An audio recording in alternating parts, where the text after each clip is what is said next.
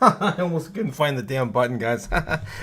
Some new studio problems. Good morning, good morning, good morning. Andy, right out the gate with a 20 pound sterling. I'm almost almost there. Almost there. A 20 pound sterling super chat. Thank you, Andy. Thank you. And he says, "Let's get the day off to the right start, Otaku. You're the man, and we'll steer us through the bull run, buddy. XRP to 10K this week." Come on, Andy. You can't do that. You can't send me in to say that. Well, I did. I guess I did say 10K for XRP this weekend. Oh my God, you're crazy, Andy. You're crazy.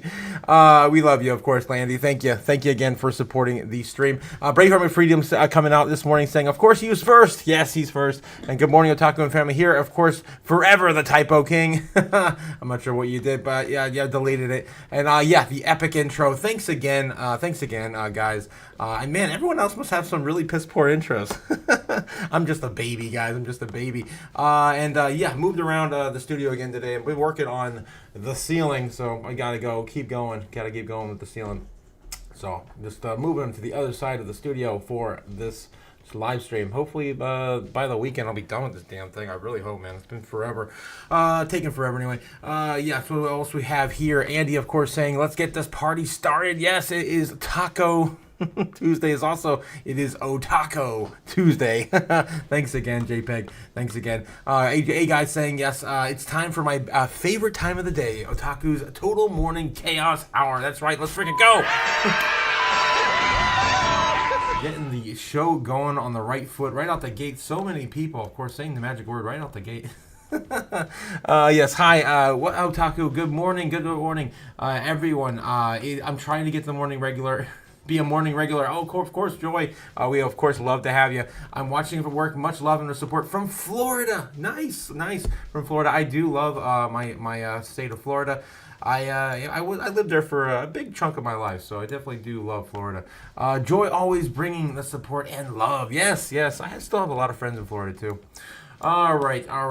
Let's see what we got going on this morning. Well, the big thing, of course, let's just rip the Band-Aid right off, I guess. I guess we could start there. I mean, that's typical, I guess, for every single freaking morning these days, guys. Winning. Winning. You may even get tired of winning. I'm winning. I'm tired. I'm so tired of winning. You can't take it anymore. What am I talking about? Of course, the market, of course, moving towards our favor. Of course, going right in the direction of where Crypto Chaos has instructed us it is going. And that is, of course, a baseline / bearish target we were calling for last night. And hopefully we do not see the lower end of that, which is 103. I'd like to see it just stay right there at 106. And yeah, pretty much, winning. Tired. I'm so tired of it, guys. I'm so tired of it. God, can we just wake up and be wrong one freaking day? Just be all the way down here. That'd be great. Just be all the way down there. I asked the I asked the gods to make it happen. Just something different. Just send us down to the fire sale at 82,000. Nope, didn't happen, of course. Damn it. Of course, just being silly last night. Of course, on top of our bear target from last night. All right, again, tired of winning. I know who else is tired of winning, or I guess not quite winning yet. Trump. Yeah, they're still waiting for this damn big, beautiful bill. This is now going into 22 hours straight. And hopefully they're going home and at least maybe not going home, maybe going into the halls and sleeping. I don't know what they're doing. But yeah, they're up to the 55th Amendment now. Currently, it is a record for any bill in the Senate. This is stupid, guys. Oh my God. What are you, stupid?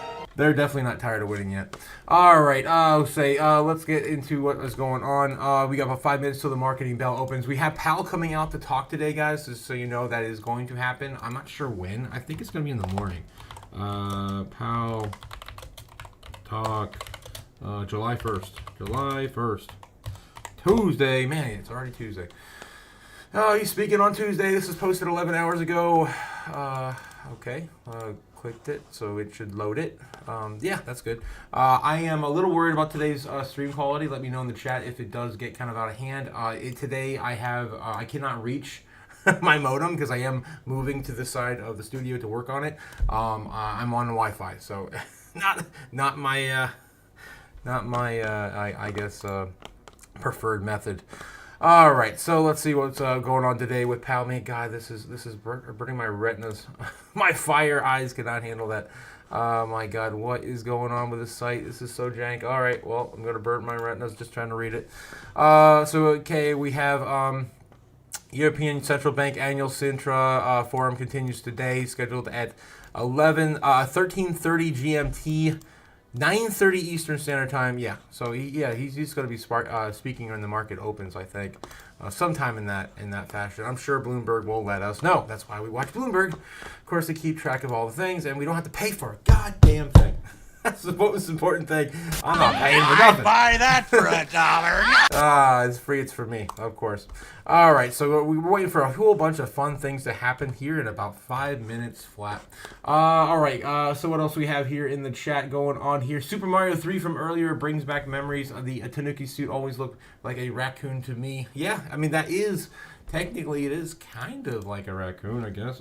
Yeah, we always called it Raccoon Mario in the States. I think in the American, in the American manual, it did say Raccoon Mario. So it's fair. It's fair that we called it Raccoon Mario because that's what we were told it was.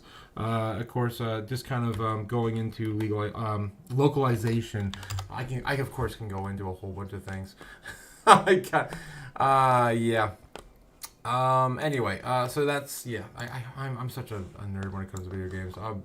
Guys, for those who don't know, I had a video game collection of about 5,000 physical titles. Every single NES game, Super Nintendo, 64. I mean, I had every kiosk.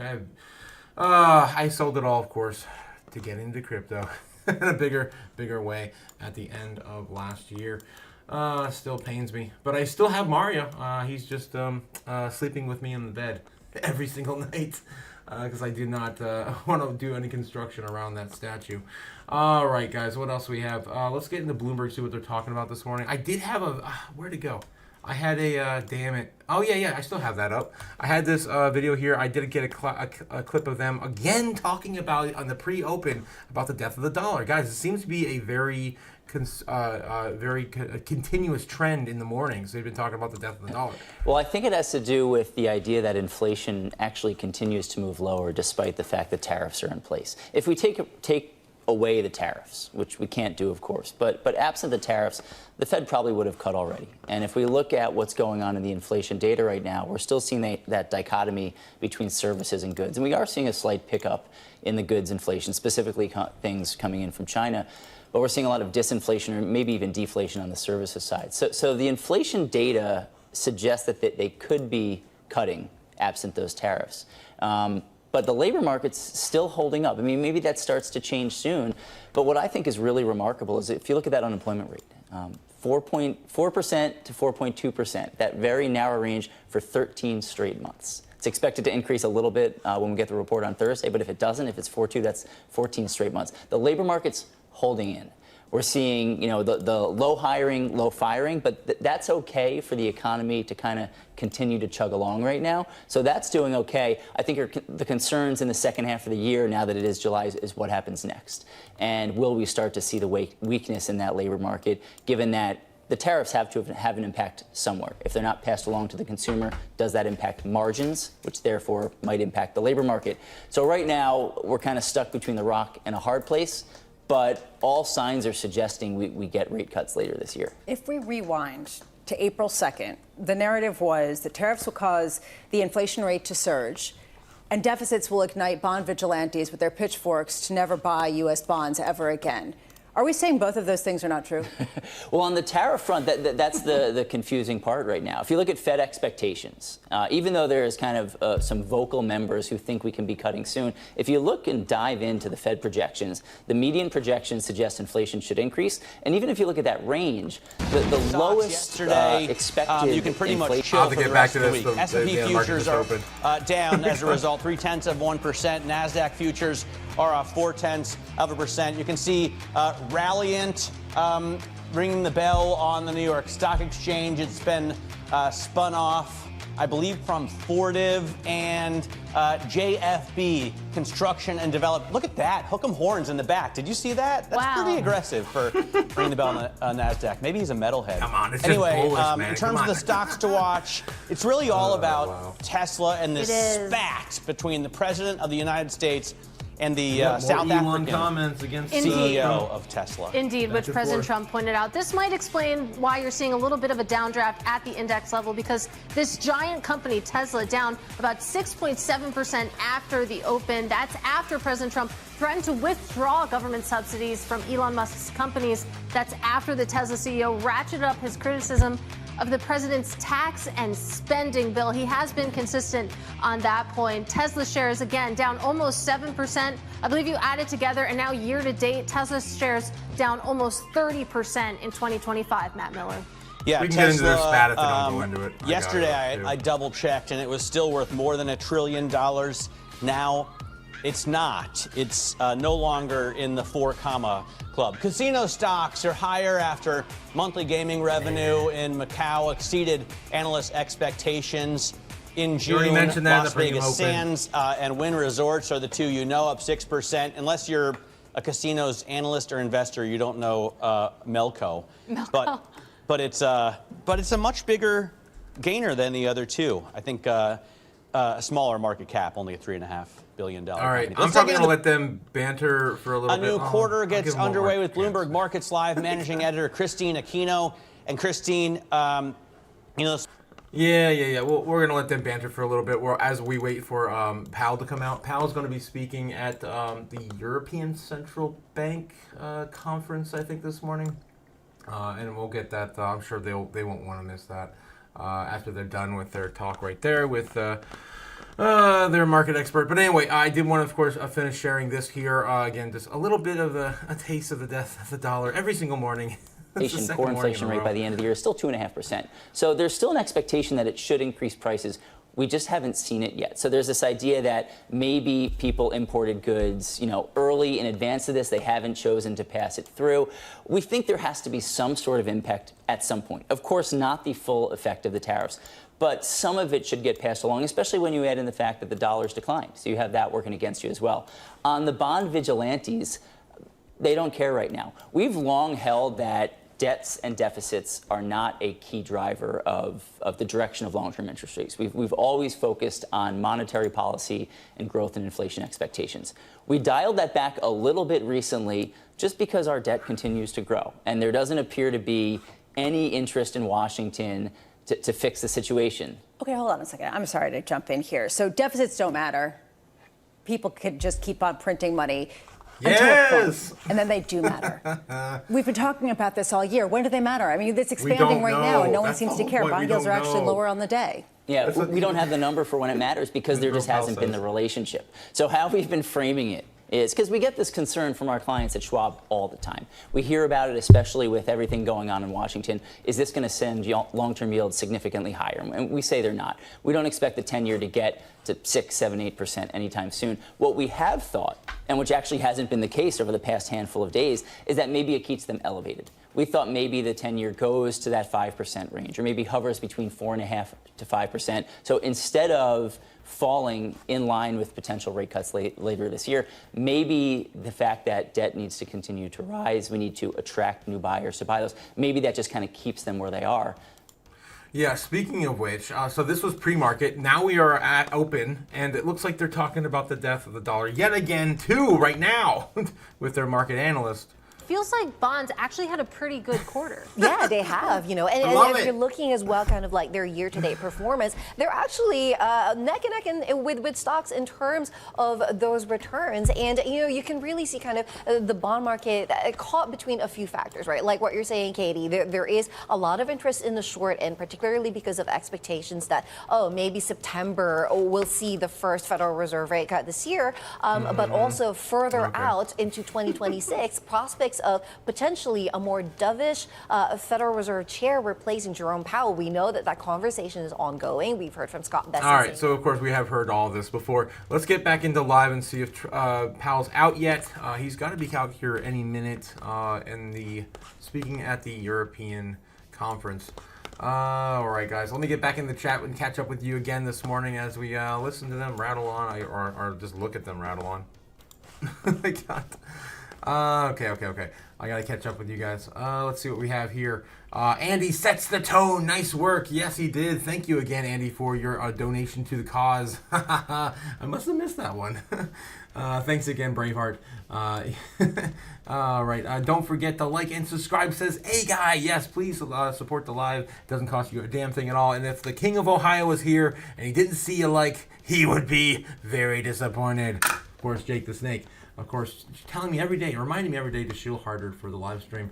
All right. Good morning. Yes. Don't forget to like, subscribe. Yes, thank you. Braveheart McFreedom says, yeah, the Super Mario Raccoon. Yes, definitely the Nuki suit. We talked about that. Wait, so if this bill fails, crypto dumps, maybe for a few days.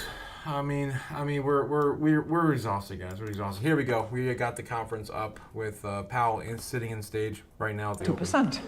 And this is the latest reading. This is also the target that we have had, and this is the projection that our staff is indicating for the medium term, which is exactly what we had anticipated. So I'm not saying mission accomplished, but I say target reached, okay? And I think we should start by recognizing that. We faced a massive amount of shocks, compounded shocks occasionally, and we are now through that disinflationary process that we have conducted over the last 2 years.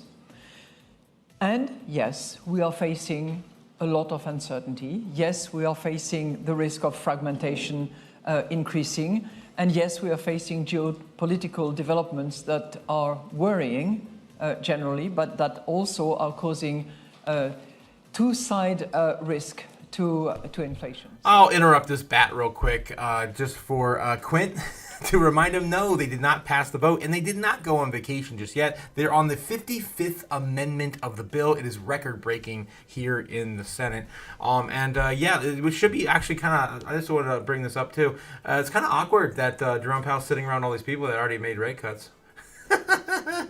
He's got it all placed sitting there in the middle too. The tariffs will ultimately through some of the final prices. So thank you, Francine. And Christine, thank you to you and your colleagues for putting on another great conference here today. It's been a pleasure. I guess I would start, if I may, by saying that the U.S. economy is in a pretty good position. Inflation has come down close to 2%. We're at 2.3 headline, 2.7 core. The unemployment rate is at 4.2%. So we're healthy overall. If you ignore the tariffs for a second, inflation is behaving pretty much exactly as we have expected and hoped that it would. We haven't seen effects much yet from tariffs, and we didn't expect to by now. We've always said that the timing, amount, and persistence of the inflation would be highly uncertain, and it's certainly improved that. So we're watching. We expect to see over the summer some higher readings, but we're prepared to learn that it can be higher or lower or later or sooner than we'd expected. But, Chair, would the Fed have cut more by now if it weren't for the tariffs? So I think that's right. In effect, we went on hold when we saw the size of the tariffs and essentially all inflation forecasts for the United States went up materially as a consequence of the tariffs. So we didn't overreact. In fact, we didn't react at all. We're simply taking some time. As long as the U.S. economy is in solid shape, we think the prudent thing to do is to wait and learn more and see what those effects might be. And again, they haven't really shown up. And waiting for something to break. For now, we're waiting. Governor Rhee, South Korea's economy is, of course, highly reliant on trade. Putting aside the deals that each government can strike with the Trump administration, what can central banks, in your position, do to shield economies from the impact of trade tariffs? Actually, about the tariffs' impact on inflation, our current inflation is well stabilized around 2%, and we believe tariff tends to be deflationary rather than inflationary for three reasons. One is Korea is not likely to use retaliatory tariff. Second, we import 22% of our import from China, and recently export price of China has been falling at 5% a year for several years, and we believe that it will continue to do so.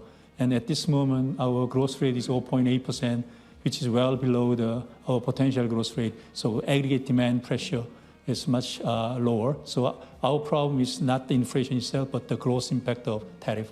So what does that mean you'll do going forward?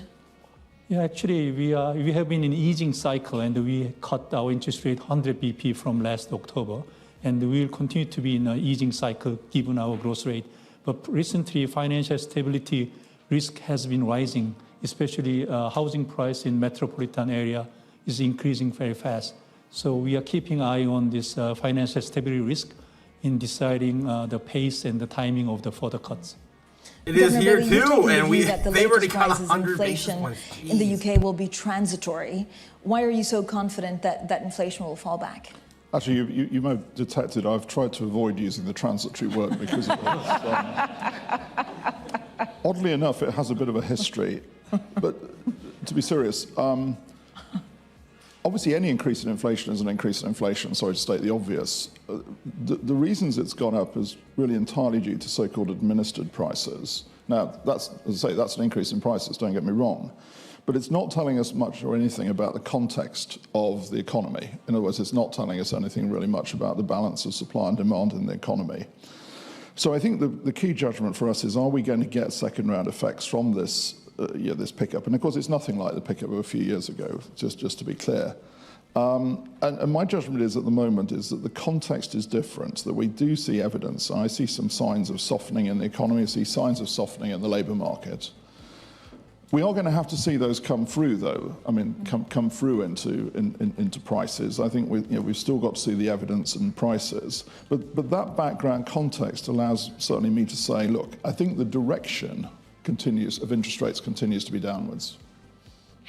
When you look at all of the uncertainty, again, it's a bold call given what happened to oil prices and trade negotiations. It is. I mean, I would say two things on that. One, I think, as others have said, it's probably, Jay was saying, I think it's a bit too soon, I think, really to see the price effects coming through from the trade and tariffs action. We've made a point of saying also that, I think as Christine was saying, that these are two-sided. They could go either way, could be weaker demand. We could see some supply chain disruption. And the second thing, of course, is that some of these effects, if you take the oil price story, I mean, it's gone up, it's come down, all since our last meeting, effectively. So, we always reach for the lexicon at this point. I mean, we've added unpredictability to uncertainty. I was slightly amused at the introductory film this morning with Christine saying all these words, because it's true.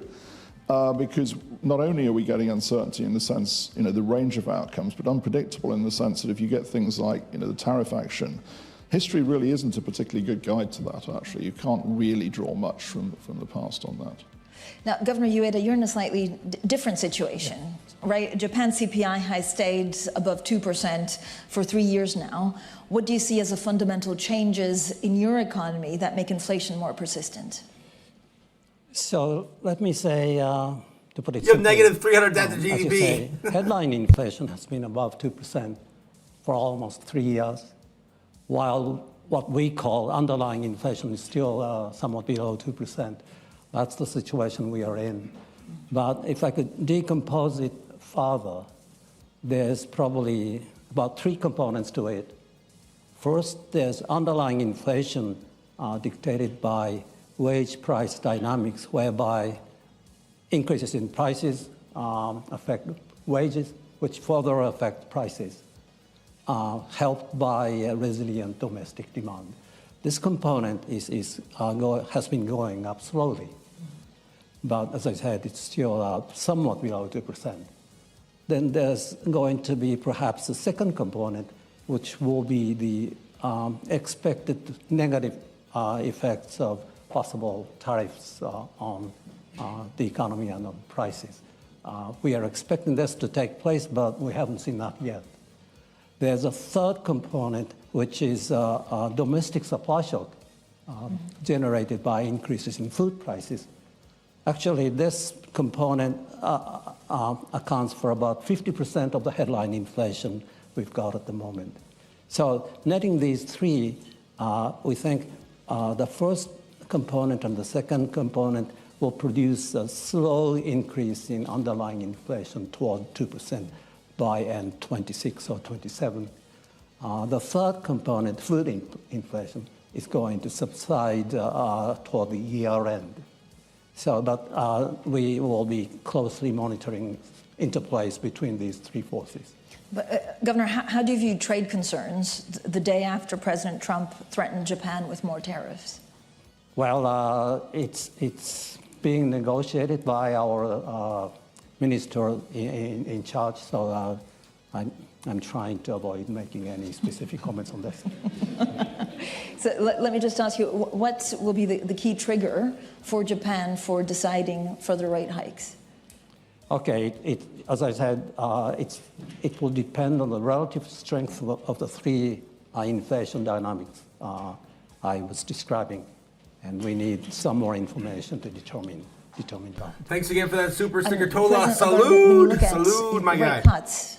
I mean, are we gonna? Where do you see actually the ECB going? You're in a pretty comfortable position right now, out of all the central banks. Data will tell.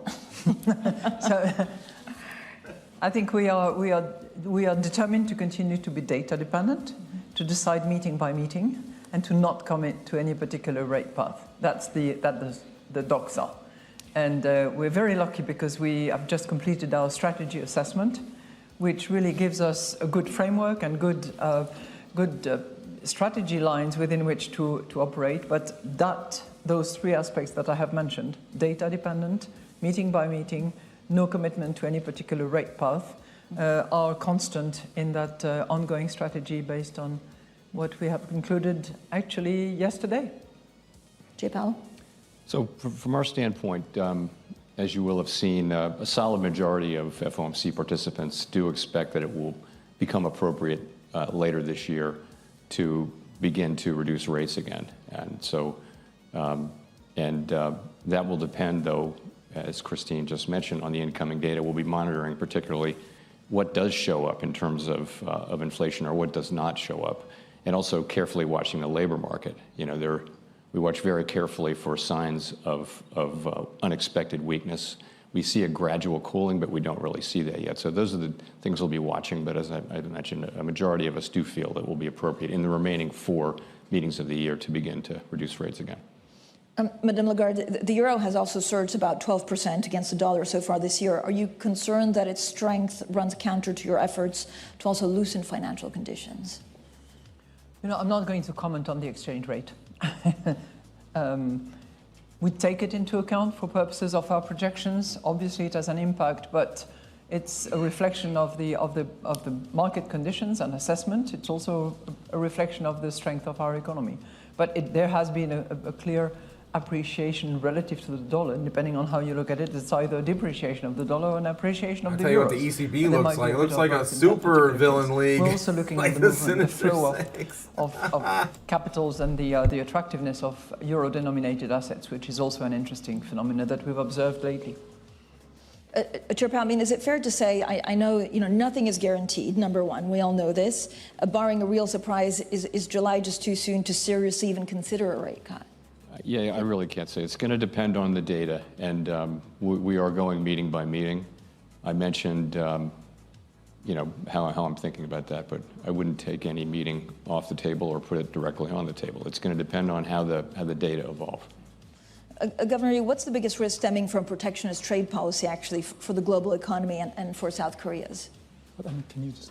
The biggest risk stemming from trades and protectionist measures? You know, the Korea has a quite export-driven economy. So whatever the global fragmentation has a serious impact, not only direct impacts through the U.S. tariff, but also indirect impacts through China, Mexico, Canada. And we easily can, it really depends on what's going to happen on July 9th. We are actually waiting for the result, but we don't know what's going to happen. But for example, like if the tariff goes back to 26% retaliatory tariff that was announced in April 2nd.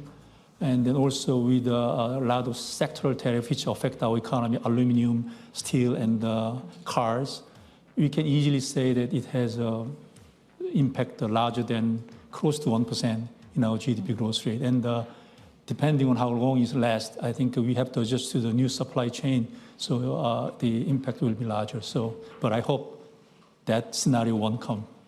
What is the most concern for the Bank of Korea? Is it a stalling South Korea exports, slowdown in global trade, or a downturn in the U.S. economy? It's all linked, right? It's all linked, right? So it's a global economy slowdown. And one thing, I mentioned some negative sides only, but one positive side, I don't know if it's a positive or not, but Korean companies has been preparing for the supply diversification long time ago before the tariff, U.S. tariffs start to, because we have some issues with China, and then also Chinese industry has become very competitive. So we had to relocate our production site from China to elsewhere. So relatively speaking, we are well prepared. And second, still good thing is that we have some strong industries such as semiconductor, which benefit from the AI technology development. So I hope that we can manage it. But on the other hand, given just we look at the sheer size of the export dependence, we will be significantly affected. Governor Bailey, do you think interest rates will be closer to 3 or 4% at the end of the easing cycle, given all of the inflation and trade dynamics? That's a subtle way into the R-style question, actually, I would detect. So look, I'm fairly cautious about the whole discussion of the level of R-star and therefore sort of where rates are going to reach in the cycle. There is huge uncertainty around it. What I think is important, and what we spend our time looking at, is how restrictive is policy, both now and going forwards. And our staff do a huge amount of work on that front to judge the restrictiveness of policy in the current context, and how restrictive it's going to be looking forwards if you project forward with the market curves. And the assessment we've got at the moment is that policy remains restrictive. It will continue to be restrictive, although the level of restrictiveness will come down over time, which is what I would expect. So I would expect that level of restrictiveness to come down to a point where it goes more neutral. But I think you have to judge that in context. Just to give you an example of that in the UK economy, the level of household and corporate debt in the UK economy is actually lower than we would have expected it to be, but based on past experience. So again, that feeds through into just how restrictive policy is at a given interest rate. It's somewhat less restrictive, probably, than it would have been historically. Could I ask all of you actually thoughts on the neutral rates? Chair Powell. Thoughts on the neutral rate? I think, there are countless empirical and theoretical ways to derive it. At the end of the day, I think I like to look at the economy and ask whether our policy stance is having the effects we expect and want on the economy. And to me, I would say we're somewhere probably modestly restrictive at this level. And by some formulations, we're more restrictive than that. But if you look at the economy, growth has been solid. The labor market is solid and still at historically low levels of unemployment. It's not an economy that feels like it's suffering from very tight monetary policy. But I would say that policy is still restrictive. President Lagarde? I would say that it's a nice concept, it's interesting, and many of the terribly talented and brilliant economists in this room actually are delighted with discussion about the neutral rate. But honestly, as we're getting closer to target and to where we should be, or are where we should be, and I don't want to pass judgment on that, I think that discussion becomes less relevant. I think what our staff at the ECB measures is leads us to believe that it is higher than where it was before the great financial crisis, but it's relatively low as well, compared, for instance, with what the US neutral rate is at the moment. But it's, in a way, it's a bit of an illusion to discuss that at the moment, because the neutral rate is normally defined in a world where there is no shock, where you have perfect equilibrium. Now, are we in a world with no shocks at the moment? I don't think so. So it's nice to have as a concept, nice to elaborate on it, nice to do research on it, but to use it at the moment where we are as a guiding principle to where we should be, I don't think is particularly appropriate. Andrew Bailey? Well, that sort of continues what I was saying earlier. Again, I don't use it as a sort of a guide to where policy should be, but I think this whole concept of restrictiveness is of course critical to our judgment, because that's critical to the transmission mechanism of policy, which we have to judge every time we meet. So that's a judgment that, in a sense, we renew every meeting we have. I think I'd rather agree with what Jay was just saying. I think in our case, policy is restrictive at the moment. It's going to become less restrictive based on the curve that we've got in the market. That's what I would expect. We will judge it each time. Governor Ree, similar. I have nothing to add. Yeah, how would you see it, Governor Ueda? Yes, so we also estimated something like the neutral rate a number of times. But the range of estimates is very wide.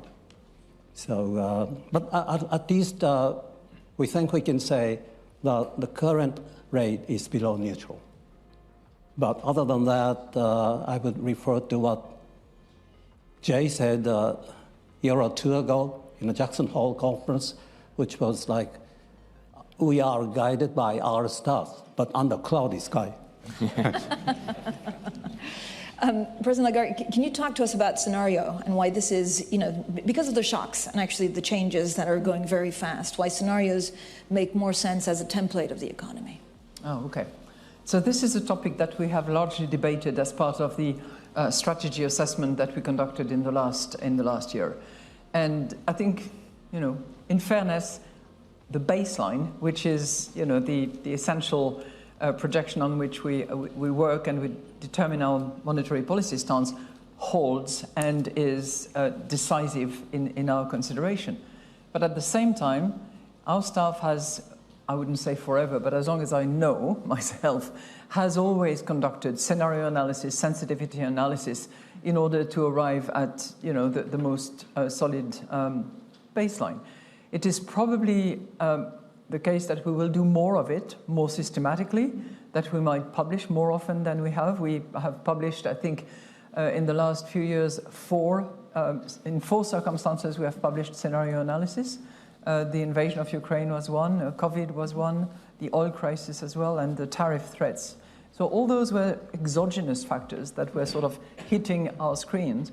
I think we might do more scenario analysis that will be looking at the longer-term trends that will affect our economy, and that will inform and strengthen our baseline, enhance it probably in its reliability. So that's what we are debating at the moment, how this is built, what assumptions we make, what choices are decided in terms of publishing will be determined by the Governing Council in good intelligence with our staff. Yeah, and Jay Powell, on scenarios? So for many years, we have used scenario analysis internally, and I personally find it very useful. I think many of my colleagues do too. You have just many different kinds of scenarios. We have 6 or 7 at every FOMC meeting. They're often the topic of discussion among governors and at the meeting. We have not taken a step of using them as a public communications device, and that's a big difference. So that's one of the things we're going to be talking about this fall. We will wrap up the first part of our framework review, which is the consensus statement, our monetary policy framework, we expect to by the end of the summer. And then we're going to use the fall meetings to look at communications ideas, and that's one of the ones we'll look at. I will say it has a lot of appeal and a lot of questions, and so my expectation is if we're going to do something in that area, it's going to be putting a toe in the water and not just throwing ourselves over Niagara Falls on it.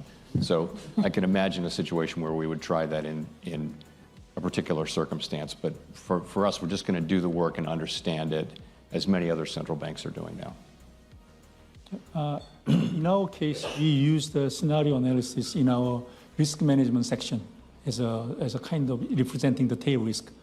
But I have to read the ECB report, but if we have to move that section into the more forecasting section for public communication, I wonder whether it's going to be easy to get some consensus, which scenario we have to do it among our members in the monetary policy meeting. So because that scenario and the underlying assumption may be much harder to communicate, to agree among the members. And also, it's specific to us, but how I can differentiate the previous approach of risk management section to the focusing that I have to think over what we have to do. So I think 2 things I would add, and it's very much in the same spirit as colleagues. One, we introduced two scenarios in the May round and in the May report. For me, they were very useful. They were either on either side. They weren't symmetric, by the way, but they were on either side. For me, they were very useful in terms of my decision-making because they helped me to answer the question, given the uncertainty, if I'm wrong in my judgment, how wrong am I going to be? Do I think I'm going to be? And what would be the consequences of that? And what would we then have to do to deal with them? I mean, is it manageable? And that was helpful. And then I think the question, coming back to what Jay was saying in terms of public communication, I mean, this is the big step, I think, and it is challenging. I'll tell you why, because I say this quite a lot. We make a lot of conditional statements. You may have detected this in all the many interviews you do. And I'm not making a personal comment now, Francine, but a lot of those conditional comments get immediately translated as unconditional comments. It's sort of life. We're quite careful, but no, it's not personal. This is the general point. And so the reason I say this is that if we, and that's about the central case, by the way. So if we introduce scenarios, that's a message to us that you're going to have to do this very carefully in that world, because to get the point across about there is always a range, there is always uncertainty, there is always risk. How you calibrate those and how you, as Jay was saying, how you communicate those publicly is critical, but pretty challenging, frankly, in that environment. Governor Ueda? Yes, we also carry out many simulation exercises about scenarios, but we have not, as far as I know, published them. We do discuss in our quarterly reports qualitatively what risks we have in mind. Mm-hmm. On top of that, I would say, in a very rough way, we are carrying out something like a risk management approach to monetary policy making, which is probably a bit similar to what Christine was talking about yesterday. I can't come up with a good example, but risk scenarios, thinkings about tail risks, sometimes do affect our monetary policy making. Can I ask you all about the dollar, everyone's favorite subject? So when you tune out noise, right, of the past few months, what has really changed about the dollar? Governor Rhee, are we really seeing some sort of paradigm shift in the status as a reserve currency that means historians will look back on 2025 as some sort of pivotal year? I don't think so, especially in case of Korea. Our Korean won has appreciated significantly in the last 2 months, but I think it's mostly due to the very unique situation that we had. We had a very unexpected, unnecessary martial law declaration in last December, and after that, this political risk, together with the slowdown of our economy, really make Korean won depreciate much more than our fundamentals explain. So, in some sense, the appreciation that we have observed in the last 2 months, in some sense, normalization of our currencies.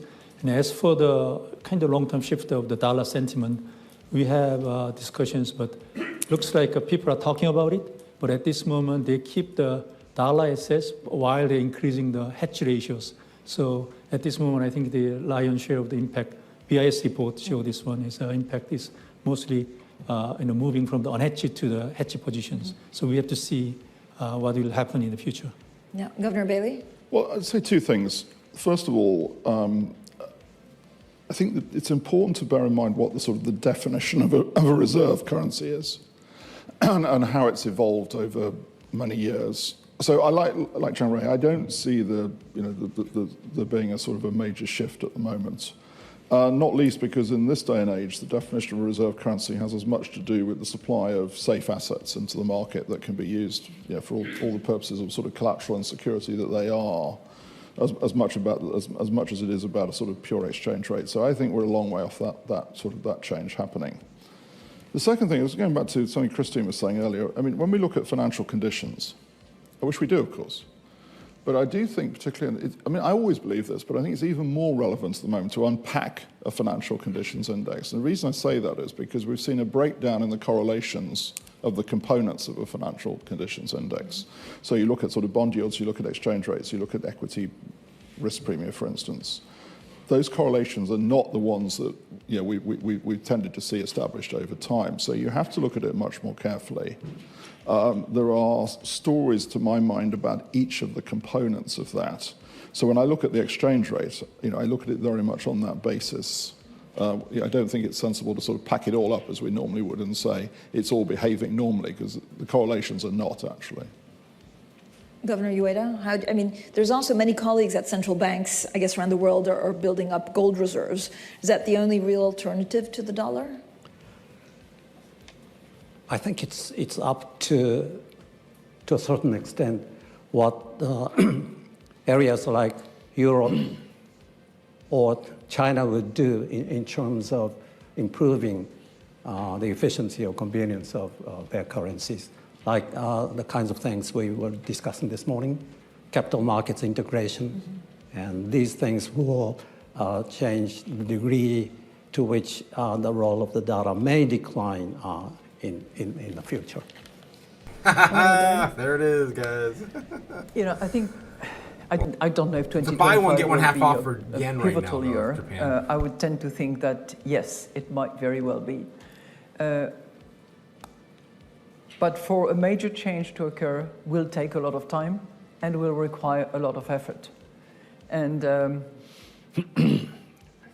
I completely agree with the points made by Andrew about the dichotomy that we're seeing at the moment. And that might be an indication of the fact that investors are looking at options. This is what investors are saying. They ask questions, they seek alternatives, and whether that translates into a general lack of confidence that will be further fueled by more uncertainty, more unpredictability, a bit of a jump in the unknown on several fronts, not just monetary policy, not just even the economics, but beyond that, in terms of security at large, for instance, I think remains to be seen. It's not going to happen just like that overnight. It never did historically.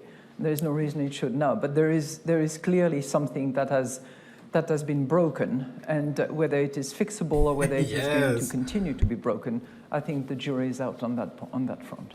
And Chair Powell, how do you think we'll look back on 2025? So you're asking me how we're going to look back on 2025? Yeah, how will historians look back on this year? Is it pivotal?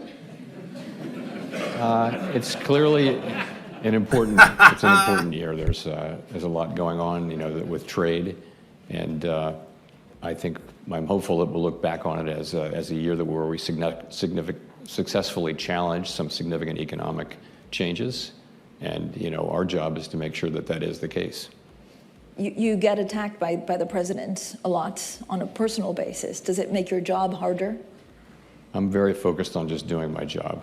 I mean, there are things that matter are using our tools to achieve the goals that Congress has given us: maximum employment, price stability, financial stability, and that's what we focus on, 100%. Oh, come on. AI's doing that on the back now. Come on, Jay Powell. You're doing okay. You're doing okay. Madame Lagarde, if you were in the same position as Chair Powell, would you do anything differently? I think I speak for myself, but I speak for all colleagues on the panel. I think we would do exactly the same thing as our colleague Jay Powell does. The same thing. Yeah. Damn. Right? Yes. So cower in a corner and wait for something to break. Gotcha.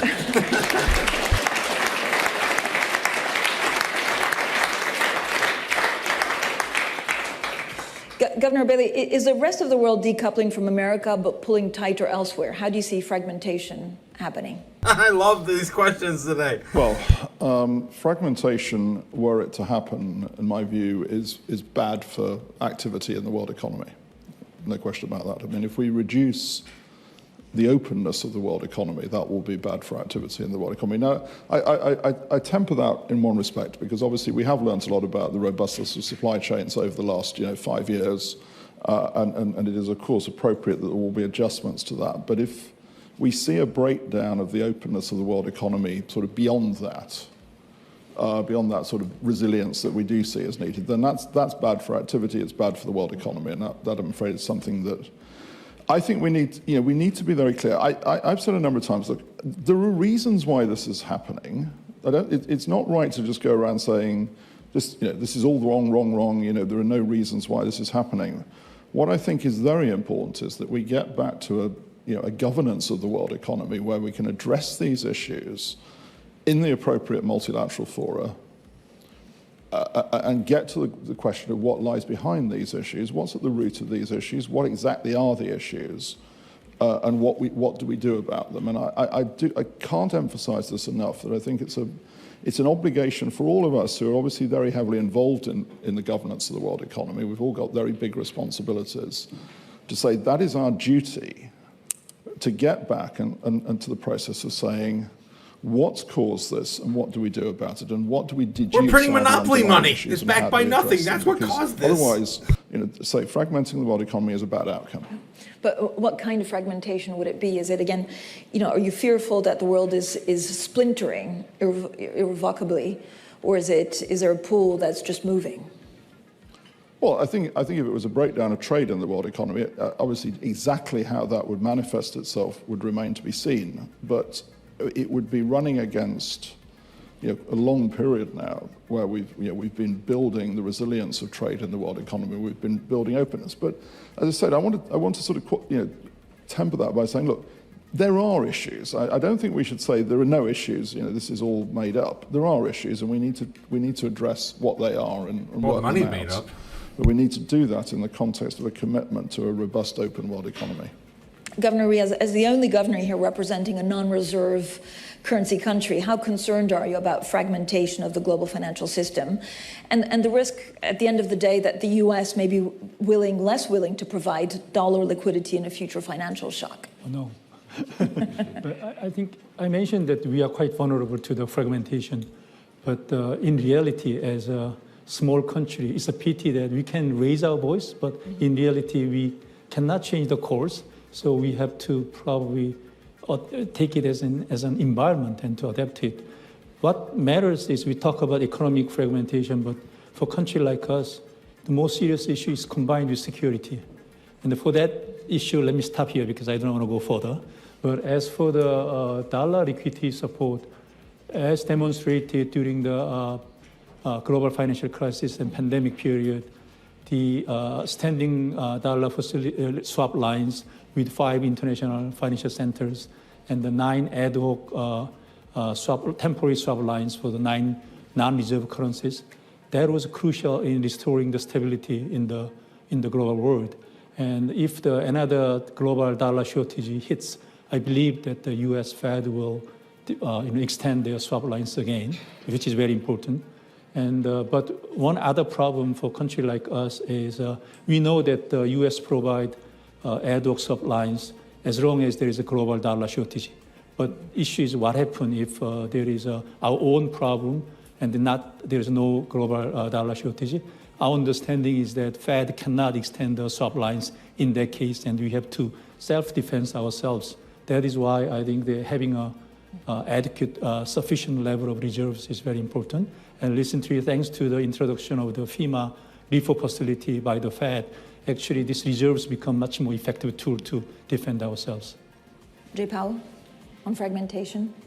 Well, I guess I'll just agree with what Chang Yang said, which is, or point out that nothing has changed relative to our swap lines. We still have the same authorities, and we're still prepared to use them in situations where it's within our legal authorities and where we think it makes sense. So that is, we're aware that that's a big contribution that we can and do and will continue to make to global financial stability. Governor Ueda, how much do you think about fragmentation and the impact this could have on Japan? See, on the trade side, I think a lot about what will happen to Asia, even Asia excluding China. So this will depend on the relative tariff rates imposed on the region relative to China or relative to other countries. But there's a fairly strong intra-regional trade taking place during the last decade or two. Also, there's new countries like India growing at very high speed. So I hope there's a sufficiently resilient domestic demand in the region to keep the energy of the region alive. On the financial side, I don't have much to add to what other people have said, but it would be important to keep trying a multi-layered approach to things like swap lines. We have Chenmai initiatives in Asia. Doing something similar or continuing to do something similar would be important. Madame Lagarde, you've often spoken about the role that Europe could take in a fragmented world. How do you see that developing in what kind of time frame? Well, I think Europe has witnessed in the last 4 years, in particular, well, since 2022 in particular, the last 3 years, major challenges to its way of doing business, to the assumptions that it has made about security, about supply, about destination. Whether you look at what the horrible Russian invasion of Ukraine has precipitated and how that has impaired the sentiment of security that we in Europe had, and the sentiment that we could, forever rely on the protection of others, that has been impaired significantly. When you look at the energy supply on which some of the European countries in particular, but most of us, have relied upon, namely access to reasonably cheap oil and gas supply from Russia, that has been impaired significantly, and we had to find the resources to respond to that. And whether you look at the business model of some countries where destination was inevitably China in the main, that has already been challenged as a result of the fragmentation that is not just a risk, but which has happened. If you combine that with the technology risk that we could all be under, either because of political determination or because of shortage of supply, whether it's on the front of microchips or rare earth, I think we are in a situation where many of the assumptions have been shaken up, and where we collectively are on the cusp of, I hope, this is my hope, of better taking hold and control of our destiny by making significant structural efforts to be more independent, be more productive, be more autonomous in all these different dimensions. Is it going to happen overnight? Yet again, no. Because on some of those fronts, it takes time, it takes investment, it takes political determination, it takes momentum. And from a pure sort of, as president of the ECB, what we can do on the monetary front is to deliver on our mandate of providing price stability so that the fluidity of factors that is needed, both in terms of capital, in terms of labor, can rest assured that price stability will be within our remit under strict commitment to deliver on our target of 2% medium term. But yes, I think it's historically, I believe that in a few years' time, we will look at 25 of those latest 3 years as significant change in the way in which we conduct our life, our business, and develop Europe, and I hope for the better. Chair Powell, last year in Sintra, you said that the U.S. cannot run these kind of deficits in good economic times for very long. And then you also said we'll have to do better sooner, something sooner or later, and sooner will be better than later. How's it going? Here it comes. He'll probably say the same quote he says all the time. Of course, I probably preface that by saying that we don't comment on fiscal policy. That is the one thing that I have said, and my predecessors have also said, and that is the U.S. federal, fiscal path is not a sustainable one. The level of the debt is sustainable, but the path is not, and we need to address that sooner or later. Sooner is better than later. That's what I said last year. There's not a lot more I can say. For everyone else, how much of a problem for the world are America's public finances? Governor Rhee? We have to see what's going to happen. Yeah, but as I mentioned, we take it as environment, and we just adjust our policies accordingly. I don't comment on our fiscal policy, let alone anybody else's. Anyone else? Jim definitely that is definitely worth question? just hitting that snooze button today. Last year, Governor Ueda, you spoke 2 years ago at this ECB conference. It was your first public appearance overseas after taking the current role in April 2023, and you talked about your surprise with the tight schedule of a central governor. Are you getting used to the schedule? Is it ramping up? Is it even more than when you started? It's still very tight. Is it tighter than before? How are you finding yourself after more than 2 years in the job? It's as tight as 2 years ago. So it hasn't changed? Getting used to it a little bit, yes. Governor, what's your biggest task for the rest of your term until 2028? Well, as I was saying at the outset, headline inflation is above 2. Underlying inflation is below 2. I want both to converge to 2% by the time I leave my office. I think you were also asked what keeps you awake at night in Washington in October, and you talked about the pace of rate hikes as one thing. Is it still the same, or do you have other things that you're worrying about? Let's see. I didn't sleep well last night. There's a reason for this. Governor Yi was sitting next to me during dinner, and he told me that espresso contains less caffeine than coffee. So I immediately had a cup of espresso. I'm out of coffee, damn it! Total amount of caffeine rather than caffeine per ounce, okay? Anyway, this is a joke, but during these international meetings, I get chances to talk to my colleagues, get a lot of useful insights. So when I go to bed, I think about those and say to myself, maybe I should adjust our economic outlook, our policy strategy in response to these nice comments. And these keep me sometimes awake, but it's a nice thing to do to keep the trust in ourselves, which is the very foundation of what we do among central bankers. To all of you, what keeps you awake at night, given all of the uncertainties and the changing world? Madame Lagarde. First of all, I can confirm what Kazuo just said, because it did happen on occasions that the following day, after probably a difficult night, you came to see me and said, did you really say that yesterday during the meeting? And I knew that you had been sort of ruminating and pondered what the consequences were. So it's the truth. It's not a joke. Yeah. What keeps me awake? The truth. By that I mean I'm getting more and more concerned about the role that artificial intelligence is going to play, about how distorted things can be presented, how public opinion can be manipulated, and having been a lawyer by background, where searching for the truth is one of the purposes that we hold as auxiliary of justice. I'm very concerned by what's happening at the moment and what kind of moral compass and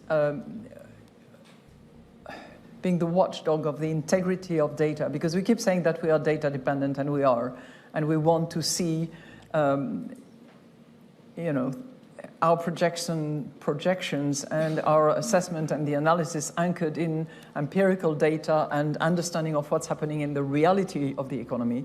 And I do have this fear that things can be distorted and that we can fall prey to that, because it's incredibly easy and actually described now in some literature.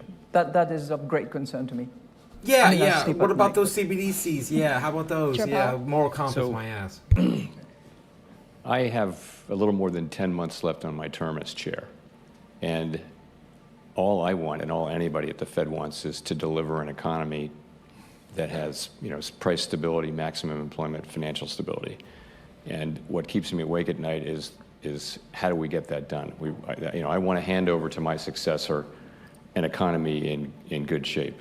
And so do all of my colleagues. That's all we ever want. So that's what keeps me awake at night is are we on a path to do that, and how do we get that done? Do you plan to stay on as Fed governor after your chair term expires? I have nothing for you on that today. Governor Ree, what keeps you up at night? First, my apology to Ueda-san, but to me... Scores on the espresso will be settled. One concern that I have is unique to our problem is a perception gap of the public due to very rapid structural changes. For example, a decade ago, our potential growth rate is around 3%, but now it's well below 2%. But people still think that we have to grow above 3% in normal times, and that actually expedite the demand for the more stimulus monetary policy and fiscal policy, while what is we need is a structural reform. But on the other hand, if I keep on talking about structural reform, I don't know how far I can go on discussing this structural issue, because some people say that it's well above my mandate. But I think what is important for our country is not only the cyclical issue, but this, how to adapt to these structural changes. And that is a very difficult challenge. Governor Bailey? Well, I want to deliver inflation sustainably at target. As I keep saying to my colleagues, can you please stop thinking of all the shocks that we haven't had yet in my term that we might have. But today's, maybe I've been sleeping too well because I felt I needed something else to do, because today's a significant day because it's my first day as chair of the Financial Stability Board after taking over from Klaus's enormously distinguished leadership. And so that gives me a whole load of other vulnerabilities to think about and worry about when I haven't got anything else to do. But seriously, there obviously are issues in the financial system that we're very focused on and will be very focused on in terms of understanding the vulnerabilities of the situation we're in.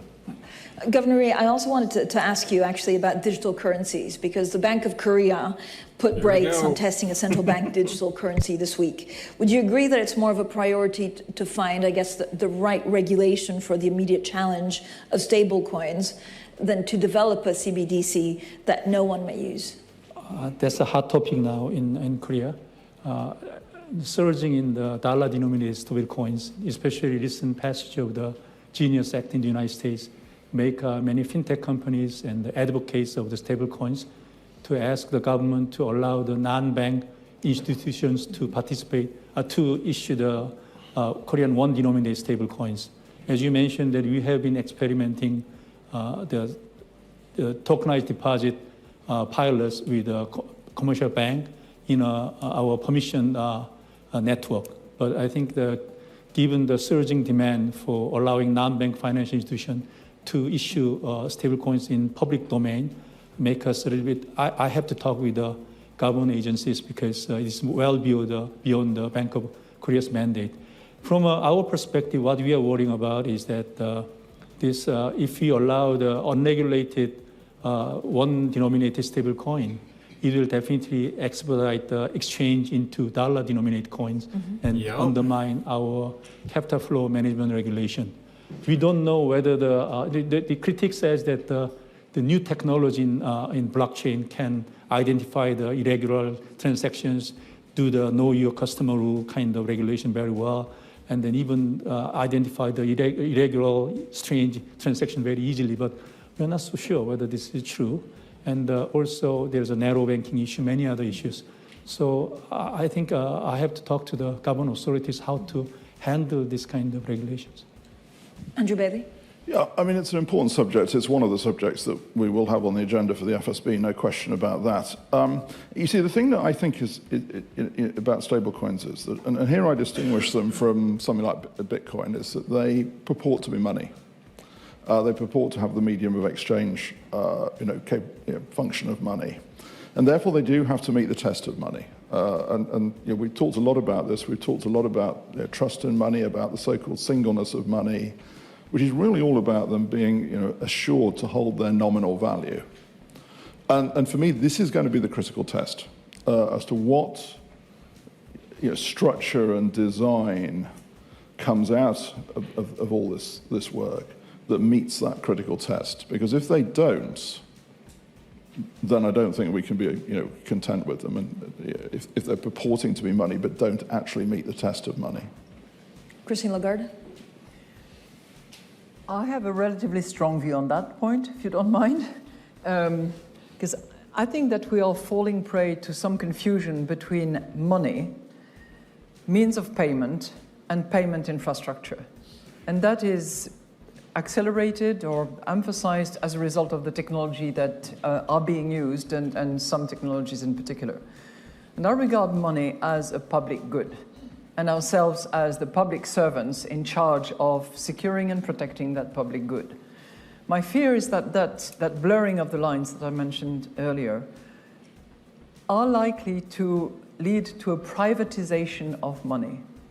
And I don't think that this is the purpose for which we've been appointed to do the job that we have, nor is it good for this public good that is money. I think it risks undermining our capacity to conduct monetary policy, and I think it risks weakening the sovereignty of those countries or those regions which inadvertently become subject of the use of that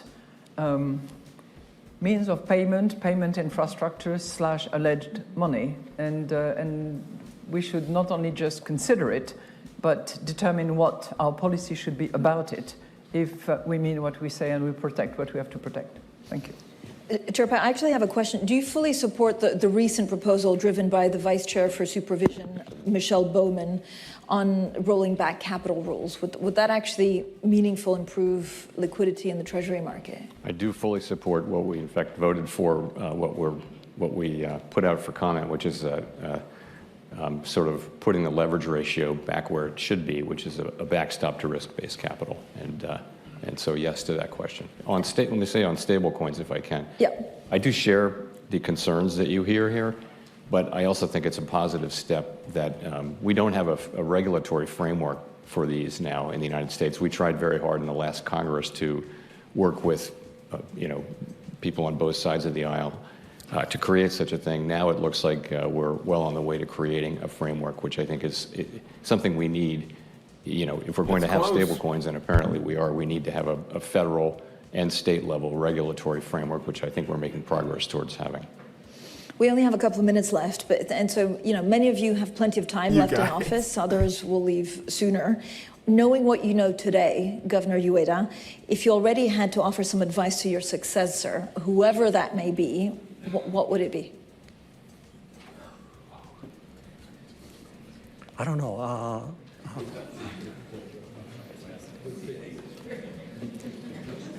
If I finish I finish down in on 2.5 years or so, maybe, as I said, inflation would be at 2%, but I will not have finished reducing our balance sheets to appropriate levels. So I would say to my successor, take great care in proceeding with reduction of further reduction of the balance sheet, size of the balance sheet. I like that. Christine Lagarde? I don't think I would say anything, because I remember my predecessor telling me that it would be a walk in the park. So I'd say nothing. But I would share the ambition of Jay Powell. I would want to hand over, job as well done as possible and results achieved as much as possible. So quickly, we're trying to deliver macro stability, financial stability, economic stability for the benefit of all the people. If we're going to do that successfully, we need to do it in a completely non-political way, which means we don't take sides, we don't play one side against the other, we stay out of issues that are really not our bailiwick, and we just focus on those things. Really, we're trying to have it be so that the public lives their best economic lives, and so elected policymakers can make the really important decisions in a stable environment. And so that's how I think about it. Governor Ree? I can't say. Thanks again, Ramona, the $5 super chat. Good morning, all. We're just finishing up the ECB forum right now. Just monetary policy for general economic issues. And Governor Bailey? Be humble. So we're exercising real power. Many people think we are not humble. Be humble. And I'll say this, if you want an illustration of this, Christine and I were both in Ukraine the week before last. If we think we have it difficult, spend time with the Central Bank of Ukraine. Nothing. Yeah. Thank you so much to everyone for a wonderful panel. Thank you. I do like that closing statement. Stay humble, guys, of course, even with your Bitcoin and U.S. crypto Fed Chair Jay ventures Powell as was well. participating. All right. So they're just finishing that up there. Meanwhile, back in here at home in the United States, the Senate is waking up and they're getting back to work. Yet again, another day. They are on to, I believe, is the 55th Amendment on the big, beautiful bill.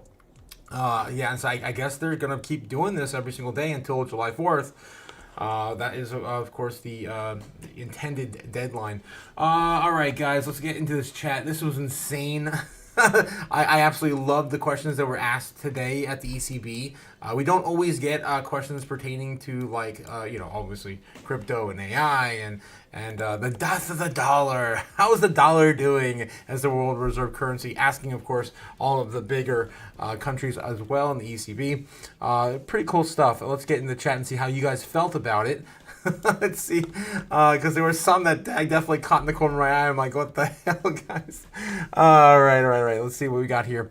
Andy says, bullish news, Wall Street strategist Tom Lee is aiming to create the MicroStrategy of Ethereum. Very bullish for ETH. There's definitely a few companies out there doing that right now.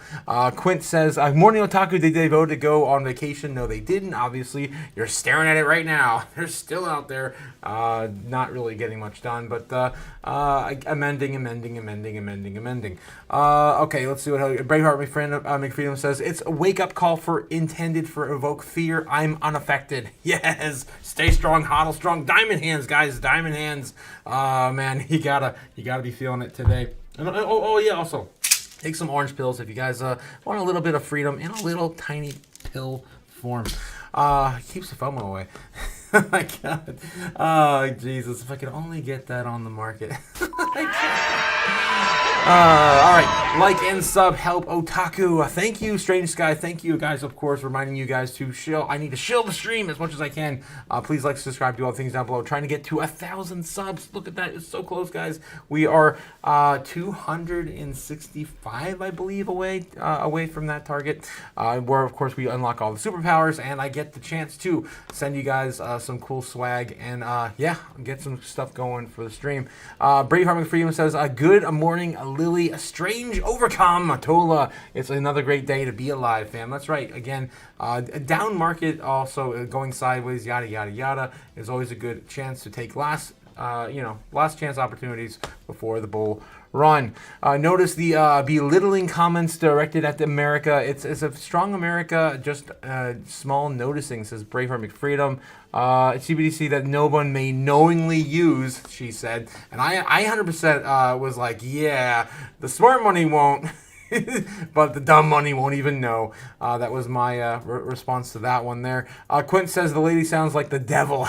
Oh my God, what the hell, guys? What are you, stupid? That's what my father always told me when I was a kid. Like, women are the devil. Braveheart McFreedom says, then Quint says, they need to go to retirement homes.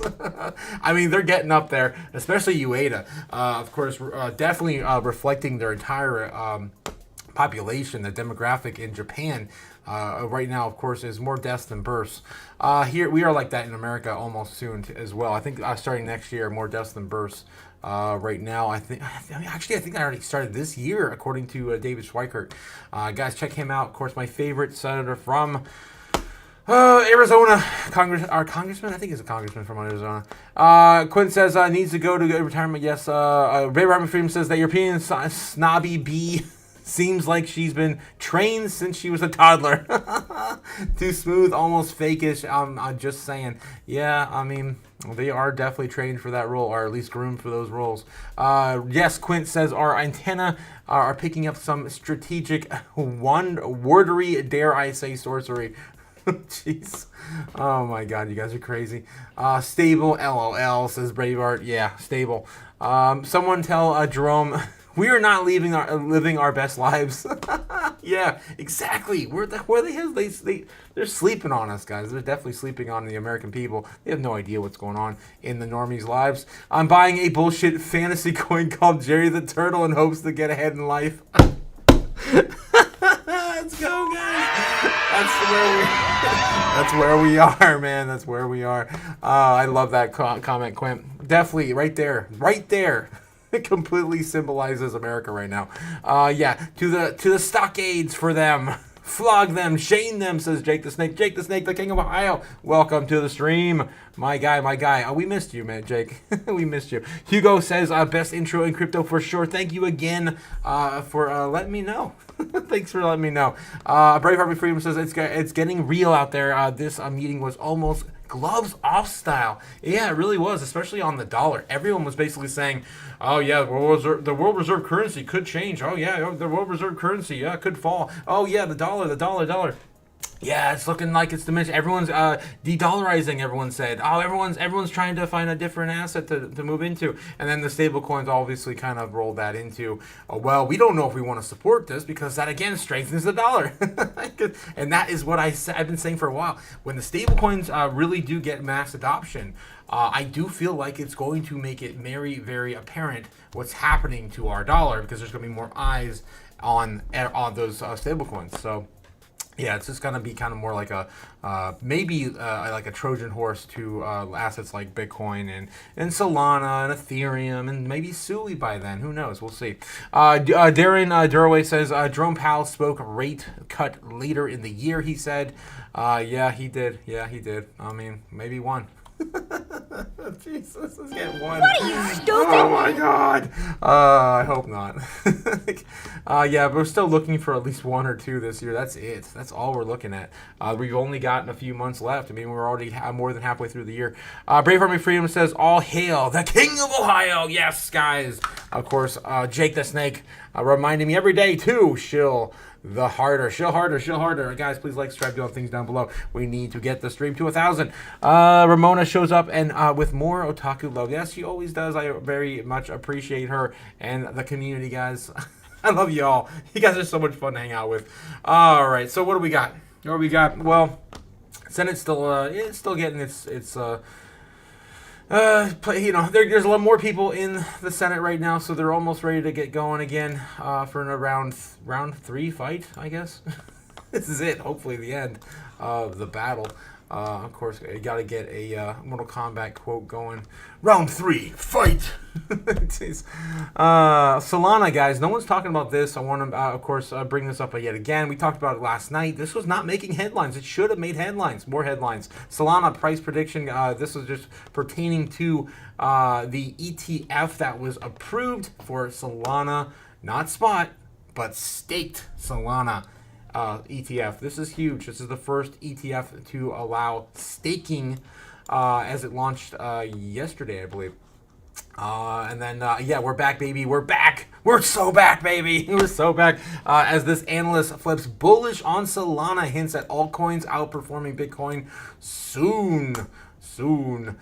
When? Soon. An analyst known for attaining the master trader rank on the crypto exchange, Bybit, believes that rallies are in sight for Solana.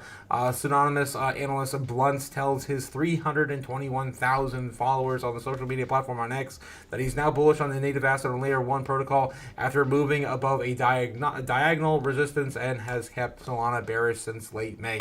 I usually don't read these articles, but I had to find something pertaining to the Solana ETF announcement yesterday. I don't know why it's not making more headlines. It's ridiculous. Like this should be front and center. This is huge. This is breaking. This is literally history in the making. Yeah, there are positive, sentiment happening right now for not only Solana but all altcoins potentially, as more and more ETFs could roll out in the next few months. I think Doge is also up for another potential listing or at least approval. We've got, what is it? Oh my God, there's so many. I want to get into some of these other articles too while we have time. Shiba Inu gets Scottie Pippen's nod for 2025 bull run. Again, another weird connection to Scottie Pippen in our crypto space. So Shiba Inu makes Scottie Pippen's watch list, but how is it really declared altcoin season from manifesting itself? So yeah, this is all just over Scottie Pippen eyes on Sheeb. Really weird. Besides Bitcoin, what altcoins are you watching this bull run? Scottie Pippen says his bag contains... My God, what in the hell is going on? click on one thing, it just takes you over to X, and obviously, boom, shakalaka. There we are. We're at the news platform on X, the real news platform on X. So Scottie Pippen's got his picks. His picks are Ethereum, Solana, BNB, XRP, Ball, aka Game Ball. I don't know what that's a basketball token. I have no idea. ADA, Doge, Sheeb, and Link. I would say this is a little too safe, in my opinion. With the only thing really being high vol, maybe Sheeb, maybe. Link, we talked about that yesterday. He's probably going to get a little more than a 10x. Doge, possibly from here. We could probably get more 10x or a little more on Doge. He's got some pretty, pretty basic portfolio, but he doesn't really need the money either. Being, of course, a retired basketball or ex-NBA player. Solana may do. Will it get to $1,000? Solana, maybe 1,500. It's still around a 10x either way. BNB, I don't know why you would want to invest in an exchange token, but there it is. He's invested in BNB. It has still remained in the top 10, though, hasn't it? It's still in the top 10. It hasn't really moved much. Actually, outperforming a lot over the bear market, too, if you want to at least call it like it is. I'm not a fan of it, but I don't, you can't ignore the number 5 in the room, right? Number 5, BNB, the world's largest exchange by market cap. All right, what else? They're still there in the. We're done talking about Scottie Pippen for now in his bag. What else we hear? Mystery wallet sends 20,000 to Satoshi Nakamoto's address. Accident or tribute? Question mark. We don't know. So Mystery Wallet sends $20,000 to Satoshi Nakamoto's Genesis block address, holding $117 billion in dormant Bitcoin as identity speculation intensifies amid legal battles. As an unknown wallet sent $20,000 worth of Bitcoin to Satoshi Nakamoto's legendary Genesis block mining address, marking it the largest transfer of Bitcoin creators' wallet in 4 months. Arkham Intelligence detected the transaction on June 30th involving a 0.8185 Bitcoin sent to the address and holds approximately 117 billion in dormant Bitcoin, probably never to be seen again. The transfer represents the second largest donation to Satoshi's address since February, when another user sent $200,000 following a Binance withdrawal.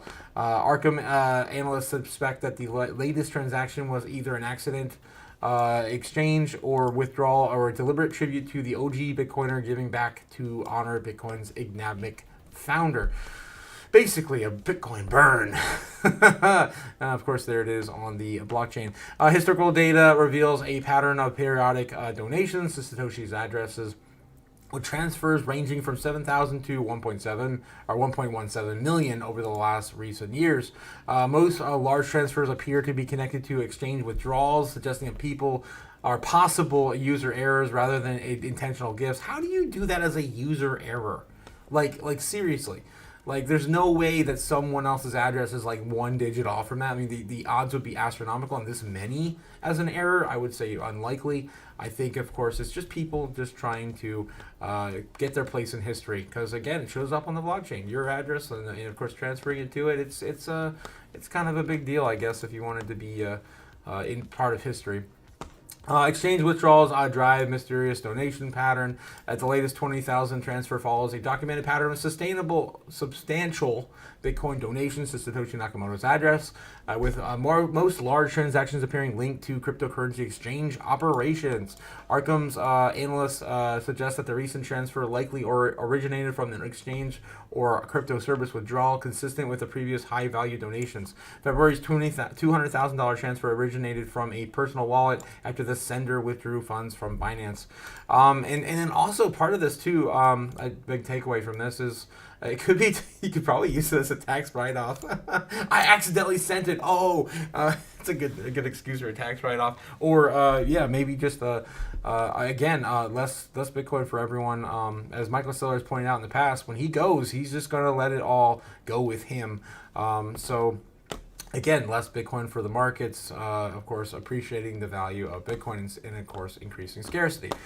All right. I think we've covered enough of that. I thought that was interesting. I wanted to bring that up because, more coins going to the Genesis block. All right. Man, it's so such a struggle to close things is like really like chipping along here.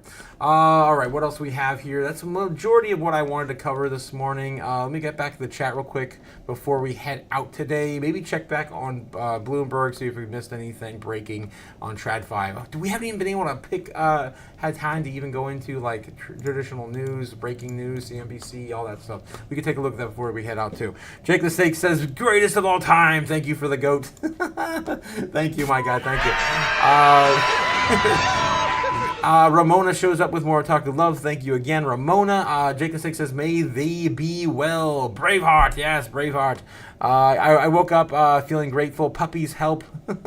Puppies always make the days better. Bummed I missed the beginning. Otaku bringing the alpha. Sharon, yes, you missed the ECB, but if you wanted to after the live stream catch it, it will be there for you to rewatch. We covered some pretty good. They had some good questions today. I was actually surprised. We got stablecoin questions. We got CBD questions. A little bit of CBD questions. Not enough, in my opinion, because they're trying to keep things under wraps and not talk about it and bring all that up to the front. And then we also dollar, the reserve question, the world reserve currency questions. I absolutely love those. Of course, everyone looking like they want to move away from the dollar and give a little less of dominance to the dollar. Mr. Otaku, there was a great disruption in the force on the Patreon last night regarding Supra. Can you give your thoughts on it? I did not hear about this great disruption in Supra. You'd have to let me know in the chat. Hugo, I'm interested to see what's going on with Supra, since I know you guys are a big fan of it. People were scrambling to pick it up, and Rob's exit price was the catalyst. Really interesting. I guess. Okay, I see. So we probably can't talk about that on here, but yeah, we can take a look at that over there if you want to send me a message on my my little hangout over there that Rob made me. Again, shout out to Rob at Crypto Future, again helping me out with the community, and as well, I absolutely love everything he does over there.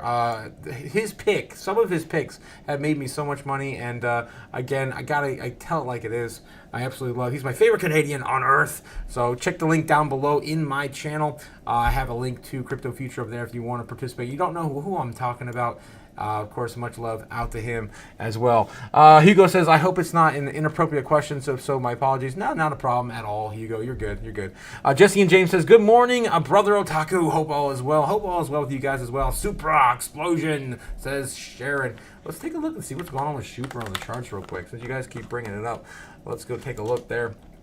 And then, oh man, look at this. The Bitcoin's actually coming back down to retest lower than 106. Could we actually hit that 103 that I was talking about possibly reaching? I really did not want to see it go down that low, but you know, it's fine if it does. As I mentioned, it's on the order books. It's a possibility, and it's not a big deal short term. All right. So anyway, that's Bitcoin right now. Let's take a look at Supra. Where is it?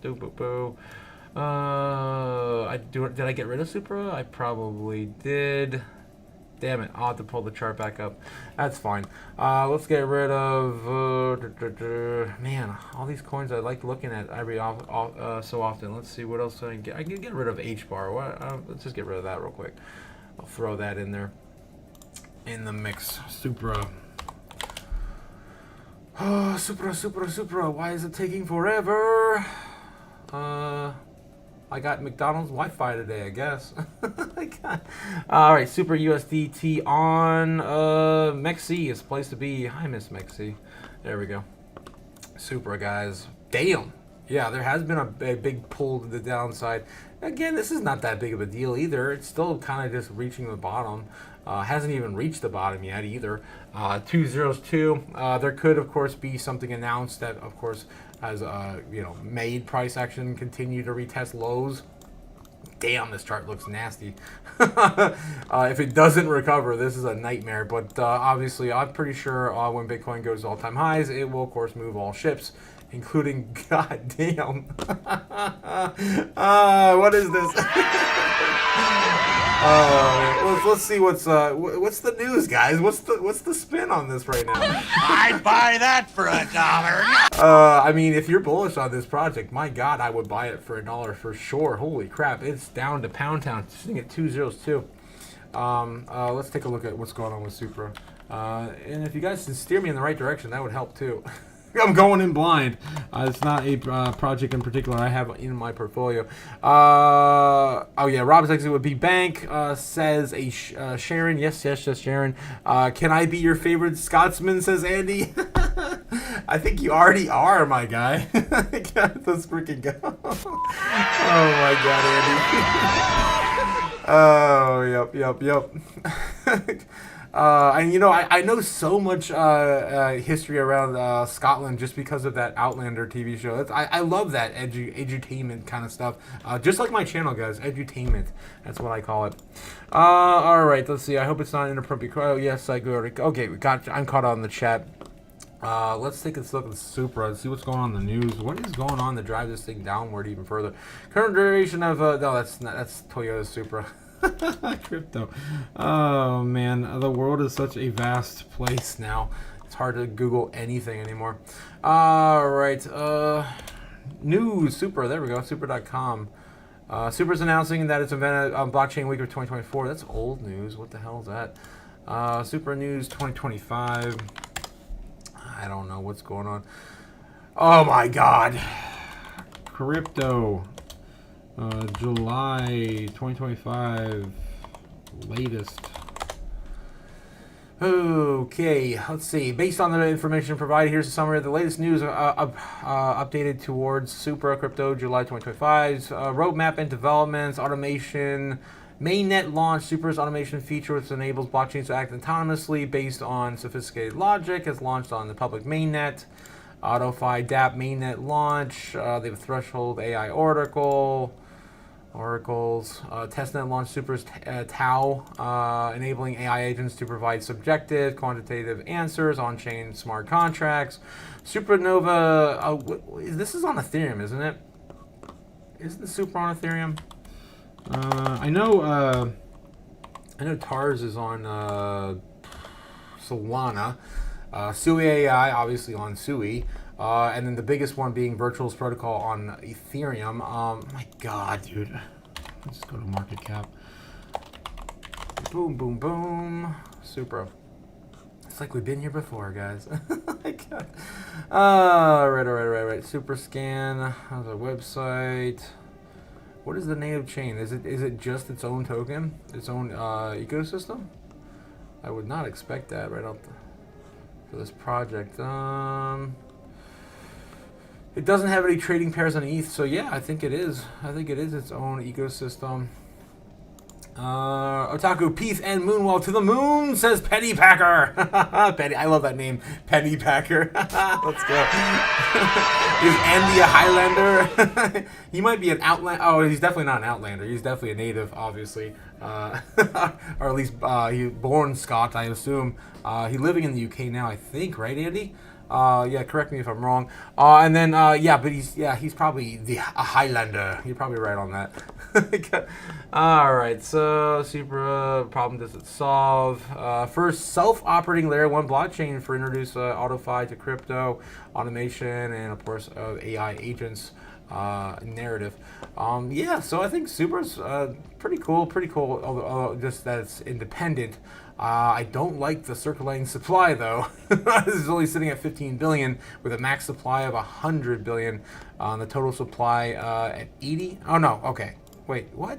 Circulating supply is only 15 billion? That doesn't make any sense. Total. Okay, so it's really only allocated 15. Is it 80 billion? Oh my God, I don't know. This is weird. At least my brain. I need more coffee. My God.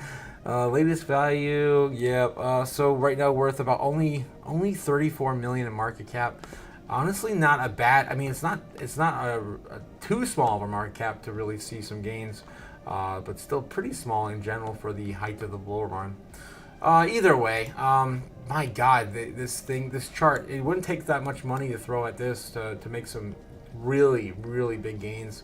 My only concern would be the token unlocks, which I'm sure Rob has that covered on the back end. I'm assuming he's dug a little bit into that, where the token unlocks probably won't happen until at least next year, which probably won't matter to too many people if they're going to sell it off at the end of the year. Let's see, can we, my God, what is going on with these? What? Why is my browser not coming to the front? Jeez, what the hell? Oh my God, it's it's all buried back here. I'm not sure why trading you has such a priority over my. Holy crap! What a mess. Oh my God, guys, what a mess. I gotta clean up my my desktop. Holy crap! All right. I wanted to see what Supra's token unlocks are. My God, I can't even get to my screen. I'm just gonna clean this all up. Screw it. All right, where the hell did that? It's gone. It's just gone. All right, there it is, down there. Holy crap! All right, token unlocks for Supra. Let's take a look. Token unlocks Supra. You can take a look at a few places like I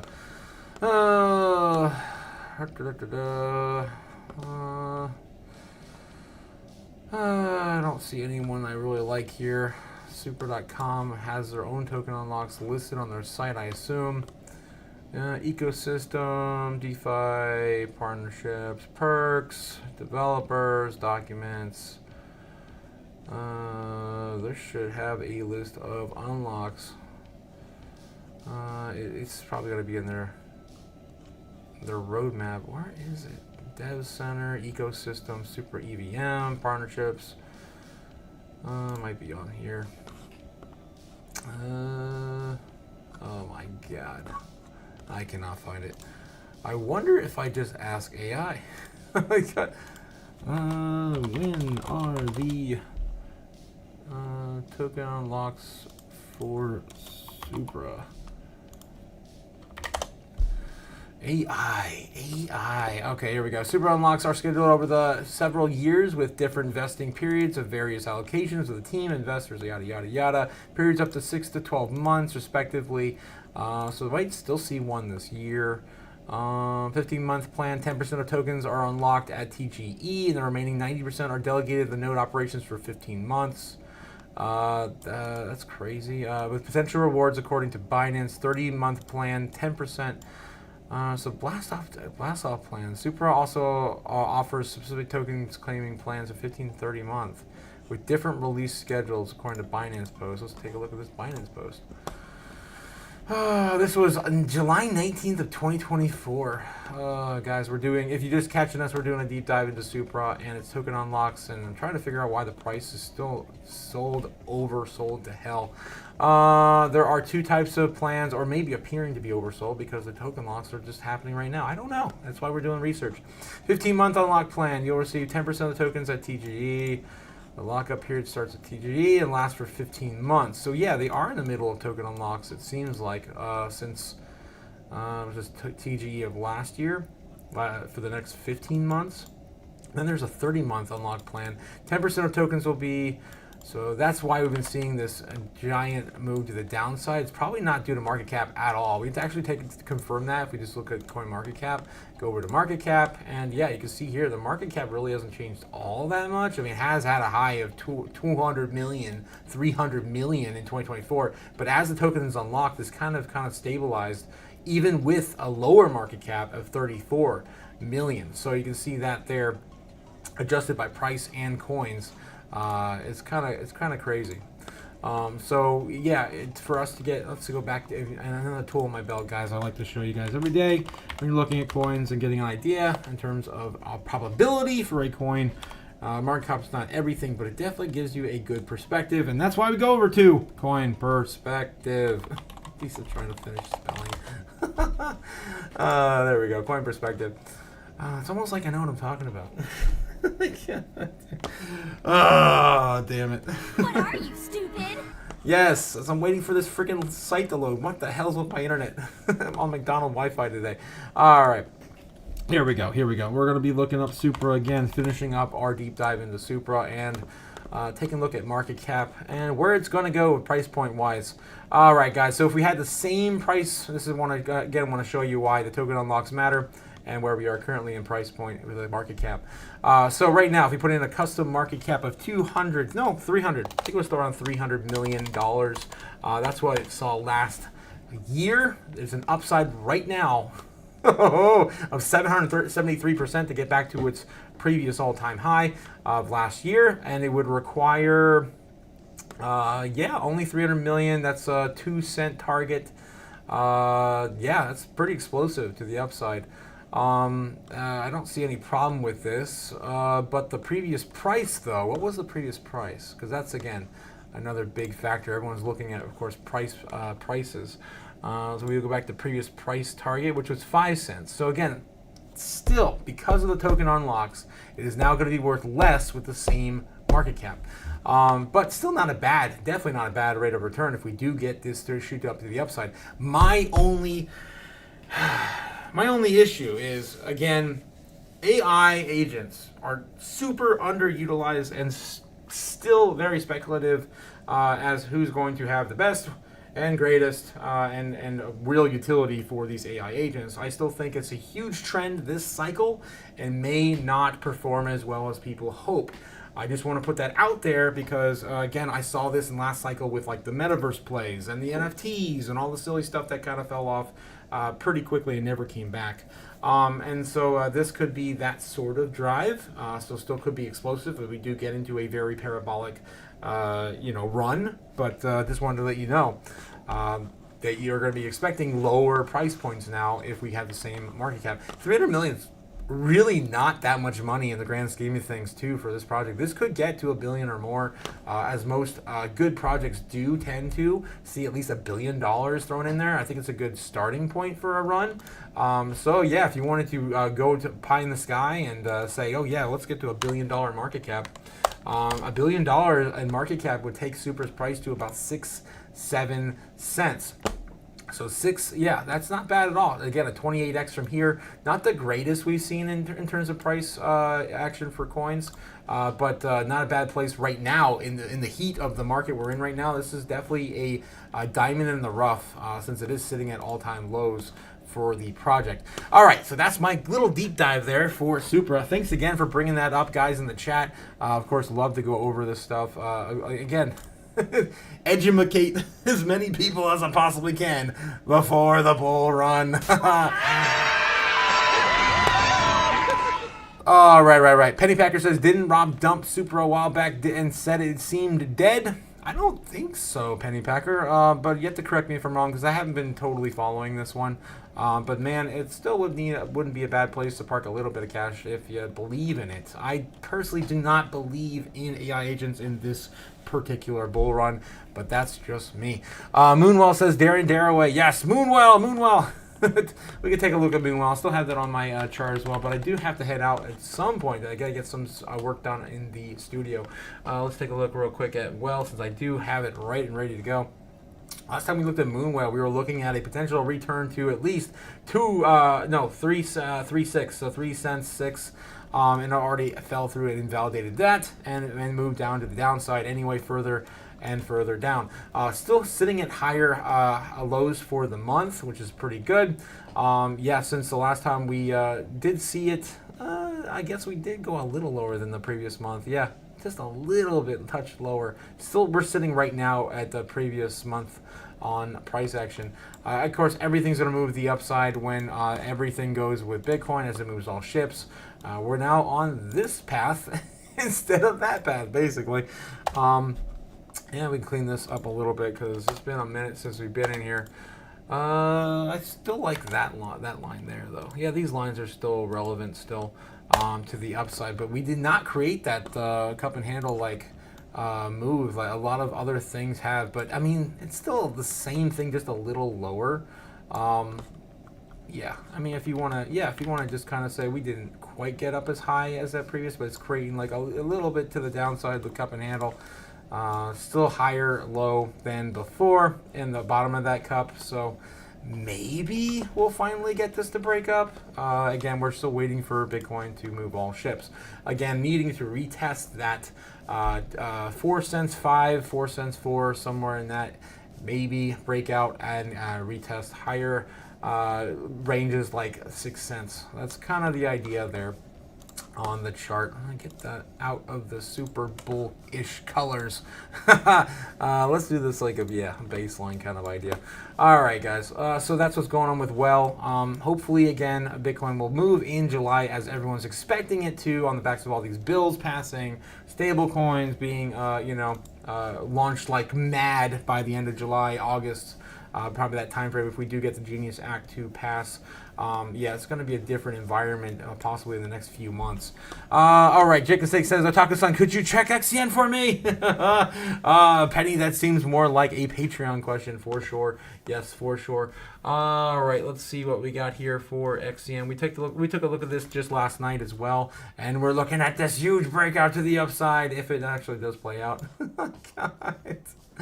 And I was pointing this out actually just to give you guys some idea. I was talking about where it could possibly start to invalidate some price action. It probably won't be until the end of the year. This is way out there. This is actually in 2026. Extended cycle confirmed? No, this is just me giving out ideas a little too late in time frames, I guess, on different. This is on a daily chart. That's why that played out. But yeah, that's the general idea. Is that like Jasmine being suppressed when it comes up to test these ranges, I was pointing out a similar pattern because yeah, this has been manipulated to all hell. Still looking at a breakout for Jasmine at 8 cents. I mean, if you look at these charts, they're almost very similar, and not only in price action but also in what do you call it? Price movements, right? Like swings and traders trading at the same time. Again, Jasmine, XCN, Swift have been a very great trading pair to swing in and out of last January, and I would love to see that again here in the parabolic run. August maybe we got to start to see some of these upper moves. Be the guess right there, of course, pushing that out into August. Hopefully we start to see these uplifted movements happening explosively to the upside in July. Yeah, we're just all just waiting for Bitcoin to move, man. Do something. I don't care. Crash to the bottom and get that pump back up. But we still have to retest this, 2 cents 7 to get back to our 5 cent, near 5 cent target. That was our high from back in January. Again, February, January. We have not gotten to the point of any altcoin getting back to top. I think other than ZBEC in terms of price action, no other coin has really touched those highs that we saw back in January. And this was, of course, a breakout that happened in the last few months. So you can't really count that. But you can see the price action back in January was a little explosive, of course, making new all-time highs with positive news and price action. So anyway, guys, we have a lot of waiting ahead. But yeah, we could finally start to see these legs up and retest of 1 cent to 9, which basically 2 cent target breakout. Then we can start to see some bigger moves. It's not here. And I copied this back here last night. If you guys caught the live stream last night, I took a bar pattern from this breakout. I think where was it? It was a similar looking tight price action I saw. Let's go back to the 4 hour. Maybe I'll see it again. Where did I take that from? I think it was right here because I saw we were getting really tight in this range. It looked really similar to the right back in here. So what I did was I took the bars pattern and I placed it on top of here, and it gives us a pretty good idea if we did come back down, retest, and then break out. And actually right now it looks like we're more looking like this pattern, to be honest. We just gotta get done with all this FUD. And I think that the tariffs getting closer to July, we've got a lot of tariffs already out the gate, and trade deals done, like with China. We finished the one with Europe now, I hear. I think Japan's still on the fence. We're talking, though. We're good. We're talking. Canada's coming to the table now. So I think we're going to get all these FUD, all the FUD news out of the way and start to actually have a really good run. Albeit very explosive and very short-lived, especially if we only start this in August and not July. So hopefully, guys, fingers are crossed for August and we get this show on the road, but still waiting for a breakout or retest to 2 cents on XCN. Same thing with Jasmine. Jasmine also, similar price action, has to get back above about 2 cents right there. Same, it's crazy. It's like, again, they move right now, not only in same sort of fashion, but also price action. Why is that snapping to the top there? I want that to stay there. All right. And Swiftcoin also has another cent to go back up and retest at 2 cents as well. Next range, also everything right around that psychological 2 cent target. So again, hopefully we'll get into these guys. Hopefully we'll get into these, and we'll be bouncing off of larger levels of resistance. Man, it'd be crazy. I just can't wait for this bull run, guys. This is ridiculous. We've been waiting 5 years now. It's ridiculous. Pretty much 5 years. Make these look a little similar so you guys get the idea. That one's not orange. There we go. There we go. So yeah, that's my. Every time I talk about XCN, I gotta talk about the other two because they move the same, guys. They move almost exactly the same. Swiftcoin, Jasmine, and XCN. All right, guys. I gotta call it. Is the bull run still on? Says Sharon. That's a good question.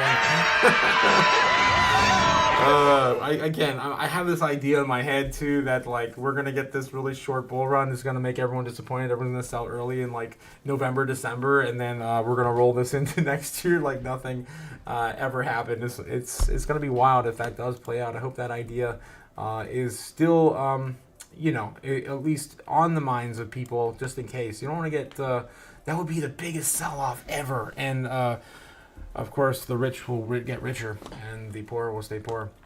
All right, guys, so I'll call it for the stream. Thanks again for all your love and support, guys. Ramona, Tola, and Andy, thank you for the super chats. Andy, my guy, of course, my favorite Scotsman.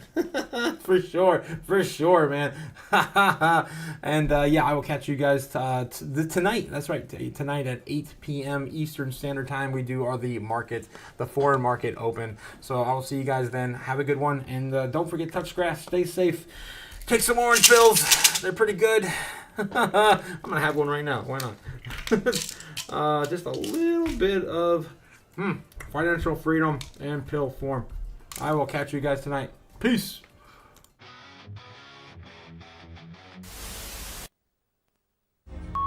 Fly me to the moon. Let me trade among the stars. Let me see what freedom's like without money and gold bars. In other words, hold my king. Oh! In other words, let's make history. Oh! Till my love is more comes and let me huddle forevermore and more and more and more and more. I long for all of which I'll finish on. I choose you.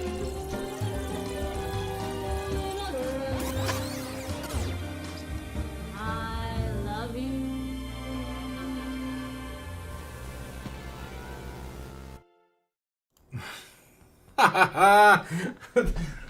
Where's the hell is this camera at? Oh, there it is. I will see you guys tonight. Don't hodl on, guys. Hodl on. God. What a weird angle. Jeez.